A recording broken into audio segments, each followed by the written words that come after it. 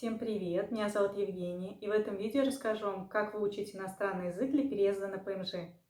Переезд – это достаточно серьезное мероприятие, судьбоносное, я бы даже сказала, которое точно разделит вашу жизнь на до и после. И учитывая, что это очень большая объемная тема, то в своем сегодняшнем видео я остановлюсь на ключевых 3 моментах, а также рассмотрю некоторые распространенные ошибки, дабы их избежать.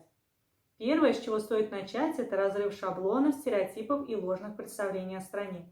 Очень часто так бывает, что люди лишь пару раз ездят в страну в качестве туристов, посмотрят фильмов или знакомый расскажет что-то интересное о стране. Ну и все, любовь с первого взгляда, надо переезжать. Но ведь это всего лишь верхушка айсберга. Всегда стоит пожить в стране какое-то время, прежде чем переезжать окончательно. Для того, чтобы провести разведку. В идеале даже задружить с кем-нибудь из местных и у него уже узнать, что он думает про качество оказания медицинских услуг или про систему образования, возможно, есть какие-то подводные камни в трудовом законодательстве, ну и так далее.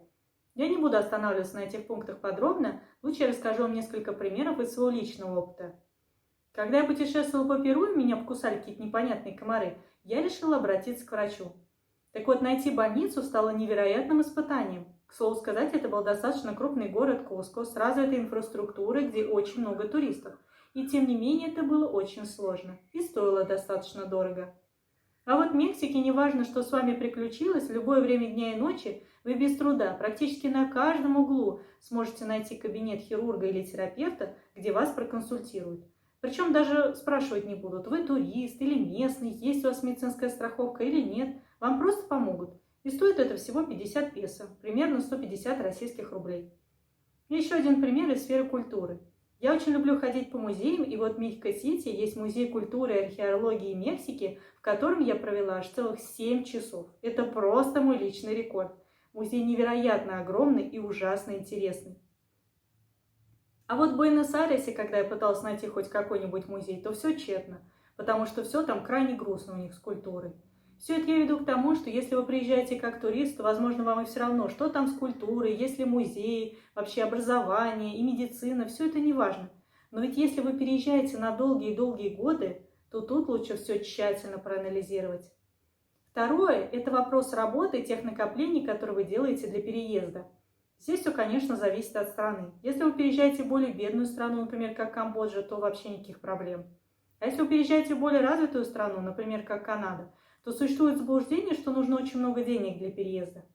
Никто не спорит. Если у вас есть кубышка с деньгами, и вы можете приехать в страну на полгода и вообще не работать, путешествовать и наслаждаться жизнью, то все это, конечно, замечательно. Но если этой кубышки у вас нет, то это не должно вас останавливать. Потому что не забывайте и про уровень доходов в этой стране. Если у вас тщательно продуман план переезда, вы сможете себя финансово стабилизировать. А что касается карьерных перспектив, давайте возьмем простой пример с маникюром. В России огромное количество специалистов, и вы без труда найдете, кто вам сделает маникюр. Но если вы и работаете в этой сфере, у вас просто бешеная конкуренция. И вот представьте, вы решили переехать в Уругвай.